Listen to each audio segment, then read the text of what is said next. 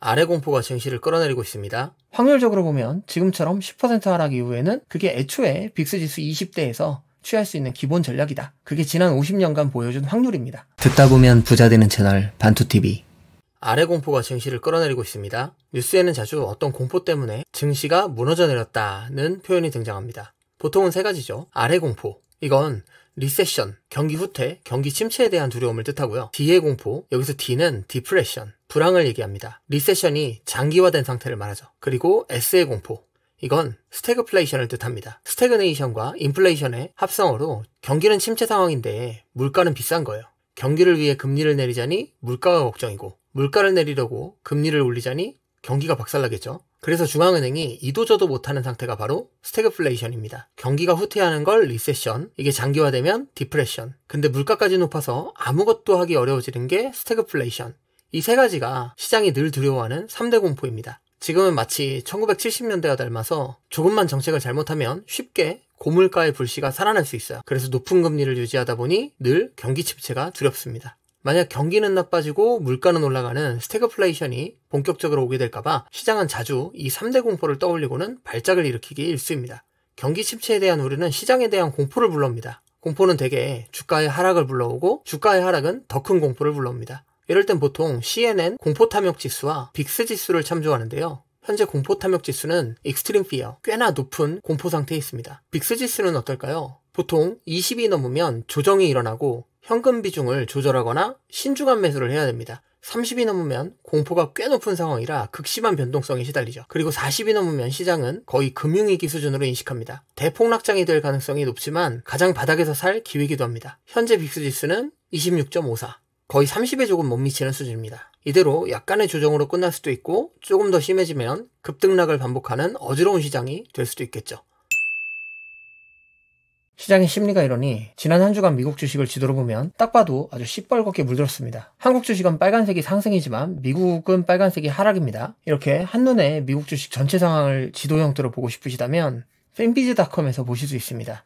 S&P 500, 미국 전체, 미국에 상장된 해외 주식, 그리고 ETF, 맵을 이용하면 직관적으로 시황을 체크하기 쉽죠. 그리고 현재 고점 대비 10% 정도 빠진 건데 지수가 이렇게 빠졌다는 건 개별 주식은 훨씬 더 빠졌다는 뜻이요. 서학개미들의 대장주인 테슬라 같은 주식은 고점 대비 50% 가까이 빠졌습니다. 지난 반세기를 되돌아보면 미국 주식에서 주가가 10% 정도 빠졌을 때는 주식을 구매하는 것이 확률적으로 유리했어요. 시장에 10% 조정이 있었던 경우 3번 중 2번은 그 이후에 더 큰 경기 침체 없이 그냥 지나가더라. 그리고 1년 정도 지나면 시장은 평균 12% 정도가 오르더라. 좀 전에 지수가 10% 빠지면 테슬라 같은 건 50%씩 빠지는 거 보셨죠? 전체 지수가 12% 올랐다는 건 대단한 상승이에요. 문제는 3번 중 1번은 10% 하락하고 1년 안에 경기 침체가 왔다는 거잖아요. 이 경우에도 10% 하락 당시에 구매했다면 6개월 후에는 지수가 평균 4% 정도는 반등했다는 거예요. 확률적으로 보면 지금처럼 10% 하락 이후에는 주식을 추가 구매하는 게 유리하다는 뜻이죠. 그래도 좀 불안하니까 사람들이 왜 불안해하는지 이유는 좀 알고 갈까요? 보통 경기 침체 신호로 가장 중요시 여기는 지표 중에 하나가 바로 이 장단기 금리차 역전이에요. 여기 세로 바들 보이시죠? 이 바들이 다 미국 경기 침체 구간이에요. 주황색 동그라미 뒤에는 바로 회색 바가 따라오죠. 장단기 금리차가 역전되고 나면 반드시 불황이 따라오더라는 거예요. 22년도 7월에 역전되었던 게 지금 다시 제자리를 찾아오고 있어요. 그리고 보통은 장단기 금리차가 역전되었다가 돌아오는 구간에서 경기 침체를 맞이합니다. 지금이 딱 그때인 거죠. 이게 시장 참여자들의 가장 밑바닥에 깔린 전제예요. 그리고 불황의 요인으로 빠질 수 없는 게 바로 급격한 금리 인상이죠. 금리가 급격하게 올라간 다음에는 경기 침체가 오고 자산 가격이 떨어집니다. 파란 그래프가 금리거든요. 세로 바가 있는 부분들 보시면 급격한 금리 인상이 있었죠. 이러고 나서 경기 침체가 안 온 경우는 미국을 제외한 모든 나라가 어려워진 상태예요. 그러니까 불황을 다른 나라에 토스한 거죠. 그게 이제 동아시아 금융위기, 우리한테는 IMF로 기억되는 그 시절입니다. 동아시아 위기에서 출발해서 동아시아 금융위기라고 불리는 거지, 저때 미국 빼고 전 세계가 다 어려운 국면이었습니다. 22년도에 금리를 막 올리면서도 연준위원들이 굉장히 마음 졸이면서 올렸거든요. 그때 나왔던 얘기가 이거예요. 94년도를 목표로 한다. 그때가 금리 빠르게 올리고 미국에서 경기 침체 없었던 유일한 해거든요. 미국에는 경기 침체가 없었지만 미국은 세계의 기축통화국이죠. 결국 위기는 점점 동아시아에서 번지다가 97년도에 우리나라에도 IMF 사태로 오게 된 거예요. 급격한 금리 인상 이후에도 미국에는 불황이 없는 거. 쉽지는 않겠지만 그게 지금 미국이 목표로 하는 거기 때문에 불안하다고 해서 그냥 생 원화로 들고 있거나 원화 표시 자산들로 가지고 있기에는 오히려 달러나 미국 주식 투자보다 더 두려울 수 있는 거죠. 독일은 이미 불황이 와서 지금 부양책들 엄청 꺼내고 있죠. 롯데도 연일 위기설이 나옵니다. 건설업계 줄도상 중이고요. 그래서 노현정 씨 부부 집도 경매 나왔죠. 무려 현대일가요. 홈플러스도 무너졌어요. 이미 한국이나 다른 나라들은 이미 불황이 왔거나 불황 목전에 있기 때문에 어떻게든 살려보려고 발버둥 쳐야 하는 상황입니다. 이제 경기 침체의 그림자가 미국에도 올 거냐 말 거냐, 아니면 이번에도 94년처럼 불황을 미국 밖으로 수출하고 미국만은 계속 좋을 거냐, 뭐 이런 기로에 있는 거죠. 시장이 불안한 이유는 충분히 있죠. 하지만 너무 과하게 현재 상황을 비관적으로만 봐서도 안 됩니다. 2015년, 2016년, 2018년, 2019년, 2020년, 2022년, 2023년, 2024년.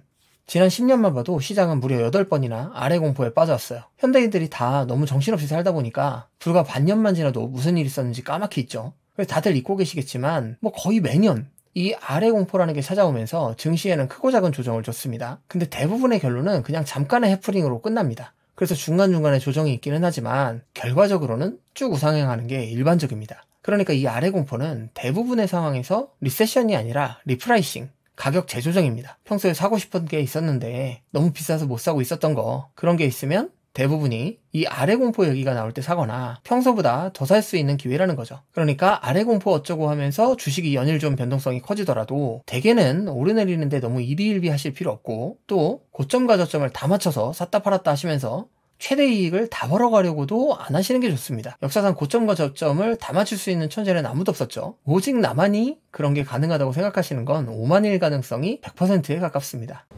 조심해. 이 바닥 겸손해야 된다.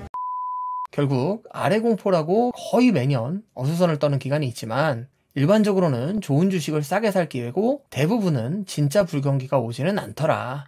일반적으로는 그렇다는 거죠. 조금 더 알아보시죠. 첫 번째는 트럼프 리스크 때문에 주가가 빠지고 있다는 의견들이 있어요. 트럼프가 관세도 좋아하고 주변 국가랑 실갱이하고 어디로 튈지 몰라서 그러는 거다, 이런 설명들을 제일 많이 합니다. 하지만 제 생각은 좀 달라요. 자, 여기 2018년 기사를 확대해서 볼까요? 지금이랑 똑같죠? 트럼프가 중국에 관세 매기고 멕시코랑 불법 이민자 문제로 싸우고 있을 때요. 이번엔 2020년 기사를 보죠. 트럼프가 경기 침체를 시사하는 발언을 했다고 전 세계 증시가 난리가 났죠. 지금 요 며칠 빠진 것도 트럼프가 경기 침체가 오면 어쩔 수 없다는 식으로 말해서 크게 빠졌었잖아요. 되게 비슷하죠. 트럼프의 임기는 이렇습니다. 다이나믹한 성격답게 자주 출렁이는 모습을 보이지만 결과적으로는 크게 우상향합니다. 트럼프가 맨날 다른 나라랑 시비를 털든 말든 불안한 말을 쏟든 말든 트럼프의 성격이나 트럼프의 정책보다는 더 큰 요인에 의해 움직이기 때문에 결국 우상향한다는 얘기예요. 정치적 선호도에 따라 트럼프가 미운 분도 계시고 바이든이 미운 분도 계시는 거 알지만 대통령이 누구냐는 급등락이 자주 나오냐 아니냐에는 영향을 끼칠 수 있어도 대세에 영향을 줄 정도는 못 됩니다. 트럼프가 경기 침체 올 수도 있죠. 이 한마디 했다고 그날 꽤 빠지긴 했었죠. 이렇게 말 한마디로 내릴 수 있는 정도의 수준은 또 말 한마디만 급등할 수도 있어요. 이때도 트럼프가 오늘 주식 사면 여러분 부자 됩니다, 이 한마디 하고 바로 저점 찍고 랠리를 시작하거든요. 이렇게 말 한마디로 내릴 수 있는 수준은 말 한마디로 금세 올릴 수 있기 때문에 언제냐의 시기에만 달려있을 뿐이지 그렇게 대세적인 문제는 아니라고 봅니다. 그리고 또 주가가 오르고 내리는데 한몫하는 것은 트럼프의 입만은 아니죠. 다양한 기관들과 전문가의 입 또한 영향을 미칩니다. JP모건 체이스는 2025년도 미국 경제가 침체에 빠질 확률을 40%라고 예측했습니다. 골드만삭스는 침체 확률을 20%로 예상했어요.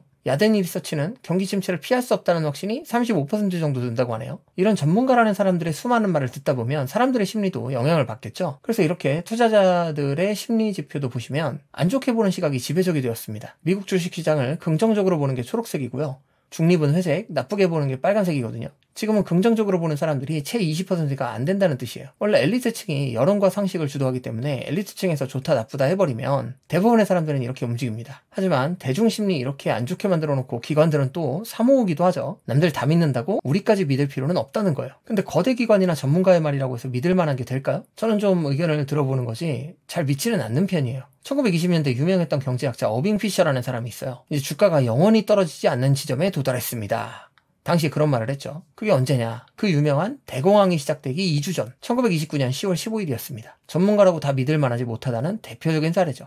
좀 전에 골드만삭스는 침체 확률을 20%라고 했죠. 뒤집어 말하면 무슨 말이요? 침체 안 할 확률 80%라는 뜻이죠. 비올 확률도 20%면 햇볕 쨍쨍으로 표시됩니다. 경기 침체 확률 20%가 되게 의미 있어 보이지는 않아요. 그리고 아까 야데니 리서치는 경기 침체를 피할 수 없다는 확신이 35% 정도 든다고 전해드렸는데요. 그 야데니 리서치의 대표가 에드워드 야든이라는 분이에요. 이분도 노벨 경제학상 받은 분 제자인가 그래요. 이분이나 이분 회사에서 엄청 먼 예측 많이 내놓습니다.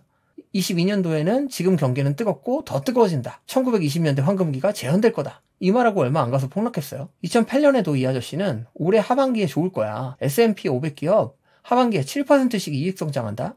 이러고 정확히 5개월이 지난 하반기에 우리가 아는 2008년 글로벌 금융위기가 찾아옵니다. 아무리 유명한 경제학자라고 할지라도 고지국대로 믿으면 곤란하다는 거죠. 유명세와의 예측 능력은 아예 별개의 문제예요. 그래서 저는 사실 지금 신문에 경기 침체 확률이 몇 %다.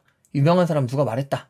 이런 얘기는 크게 신경 쓰지 않습니다. 신문이 자극적으로 말하는 것만 싹 모아서 내보내는 거기 때문에 반대 의견 말하는 사람들 얘기는 별로 조명해주지 않거든요. 그래서 직접 많이 찾아보시면서 양쪽의 얘기를 다 들을 필요가 있어요. 또 이렇게 안 좋은 얘기 많이 나올 때는 기업 실적 얘기 많이 나오죠. 실적에 비해 주가가 너무 비싸다. 대표적인 게 테슬라죠. 저는 그나마 이게 조금 마음에 와닿기는 합니다. 근데 이것도 100% 이유라고는 생각 안 합니다. 테슬라가 언제 실적 때문에 올랐던가요? 테슬라는 꿈을 먹고 자라는 회사죠. 사실 이렇게 대통령이 뭐라고 하는 거, 무슨 깜짝 이벤트가 발생하는 거, 기관이나 유명 경제학자가 하는 말, 물가니 고용지표니 소비자지수니 하는 온갖 지표들, 심지어 기업의 실적까지도 주가가 오르내릴 수 있게 해주는 재료라고 말합니다. 그리고 증시에는 이런 말이 있어요. 수급은 재료에 우선한다. 저런 재료들 하나하나는 주가를 크고 작게 요동치게 할 수 있어요. 하지만 기본적으로 자산 가격은 결국 통화량을 따라가게 됩니다. 그리고 세상에 통화량은 꾸준히 우상향하고 있어요. 그래서 일반적으로 증시는 장기적으로 우상향하게 됩니다. 파란색 실선은 우리나라 통화량이고 검은색 점선은 코스피 주가입니다. 미래 전망에 대한 기대와 외국인 투자량의 변화에 따라 가격이 오르내리긴 하지만 결국 큰 줄기에서 주가는 통화량을 따라갑니다. 미국 주식도 마찬가지예요. 일반적으로 통화량과 비례하게 움직입니다. 자주색이 주가고 파란색이 통화량인데요. 계속 비슷하게 움직이지만 23년 3월 이후로 그 괴리가 크게 벌어진 상태예요. 저는 이 부분에서 꽤나 조심스럽습니다. 이 갭을 메우려면 주가가 꽤나 내려와서 그걸 막으려고 돈을 풀어줘야 중간쯤에서 만나겠죠. 그렇다고 시중에 다 부정적인 재료만 있는 건 아니에요. 현재 시장은 리스크온 상태이기 때문에 투자자들이 얼마든지 다시 주식시장에 뛰어들 준비가 되어 있고요. 액티브 펀드 매니저들의 투자 상황만 봐도 과매수 구간은 아닙니다. 보통 75% 이상일 때 과매수, 25% 이하일 때는 과매도로 보는데요. 지금은 74이기 때문에 지금은 시장 바닥이다 이런 지표는 못 되지만 최소한 과열 구간이라 하락이 온다고 하지도 못하겠죠. 그리고 조금만 더 주가가 빠져도 들고 있는 현금으로 바로 시장으로 달려올 가능성도 높습니다. 자, 정리해보겠습니다. 우선 아래 공포? 해마다 나오는 얘기죠. 신경 쓰지 않아도 됩니다. 전문가들의 부정적 견해 마찬가지입니다. 항상 존재하고 잘 맞지도 않아요. 실적? 물론 너무 중요하지만 그동안 실적 없다고 안 오른 것도 아니었죠. 지표라는 것들도 항상 하나가 좋으면 하나가 나쁘고 하나가 고개를 돌리면 다른 건 반대로 돌립니다. 이런 모든 건 다 재료에 지나지 않아요. 사실 일반적인 상황에서는 이런 거 다 무시하는 게 맞습니다. 하지만 시장에는 지금 세 가지 중요한 우려가 있죠. 첫 번째는 22년에 급격한 금리 인상 이후 고금리 상태가 너무 오래 지속되고 있다는 것이고요. 두 번째는 장단기 금리차 역전 이후 이제 막 벗어나기 시작했기 때문에 여태까지만 보면 100% 경기 침체가 올 것이라는 우려가 있어요. 세 번째는 지금 통화량 대비 S&P 500 주가가 꽤나 높은 곳에 있다는 것이에요. 주가가 좀 조정을 받고 시장에 돈이 좀 풀려야 중간에서 균형을 이룰 것으로 보입니다. 자, 어떻게 해야 할까요? 그냥 지금 많이 할인된 주식 중에 평소에 사고 싶었던 애들 많이 떨어졌잖아요. 그거 분할 매수 하시면 돼요. 항상 말씀드리는 거 있죠. 당장 이달에 분할 매수 했는데 다음 달에 더 떨어졌어. 그러면 아직 투자 안 한 돈들로는 더 싸게 살 기회가 온 거니까 좋은 거잖아요. 몰빵해서 다 사버리거나 있는 거 한 번에 다 팔아버리거나 이런 것만 안 하시면 되는 거죠. 연준은 제2의 IMF 사태처럼 불황을 외부로 수출하고 싶어 하기 때문에 원화자산도 옳지 않아요. 그렇다고 우리가 뭐 연준처럼 중앙은행이 대단한 카드가 있는 것도 아니고 미국이 현재로서는 얼마 지나지 않아 경기 침체 확률은 매우 높기는 한데 확률적으로는 지금 사면 경기 침체가 오든 안 오든 높은 확률로 6개월 뒤에는 이익을 볼 거래요. 그게 지난 50년간 보여준 확률입니다. 하지만 그런 확률조차도 100%는 못 믿겠으니까 조심하는 차원에서 대부분 현금이신 분들은 조금씩 분할 매수하자는 거고 대부분 주식이신 분들은 현금 비중을 좀 여유 있게 가지고 계시다가 주가가 크게 하락하는 예측 못할 이벤트가 생기게 되면 그때 투자하셔라. 그게 애초에 빅스지수 20대에서 취할 수 있는 기본 전략이다. 이렇게 정리를 해보겠습니다. 그리고도 한 가지를 더 한다면